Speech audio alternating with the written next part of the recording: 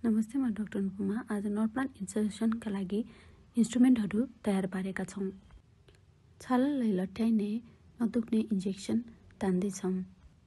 यो इन्जेक्सन पाखुरामा दिएपछि केही समयको लागि दुखाइको महसुस हुँदैन। पाखुराको जुन भागमा नर्भ प्लान्ट हाल्ने हो त्यसलाई बिटाडिनले सफा गरिन्छ। यो जिडेल नर्भ प्लान्टमा 2वटा सेतो प्लास्टिकको रड हुन्छ। छालामा दुखाइको महसुस नहोस् भनेर नदुख्ने सुई लगाइन्छ। यो सुई लगाइसकेपछि सर्जिकल ब्लेडले छालामा सानो काट्दाखेरि पनि दुखाइको महसुस हुँदैन। सुई लगाएको एरियामा झन्डै 1 सेन्टिमिटर जति छाला काटिन्छ। त्यसपछि यो जिडेल इन्सर्टर लिइन्छ। काटेको भागबाट एक साइडमा यो इन्सर्ट गरिन्छ र यसको भित्री भागबाट एउटा रड पुस गरेर पाखुरामा हालिन्छ।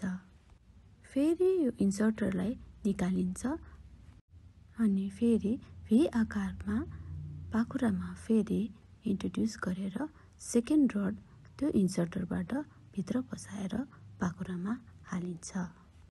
यसरी भी आकारमा इन्सर्ट गरिसकेपछि त्यो पाखुरामा ब्यान्डेज लगाइन्छ।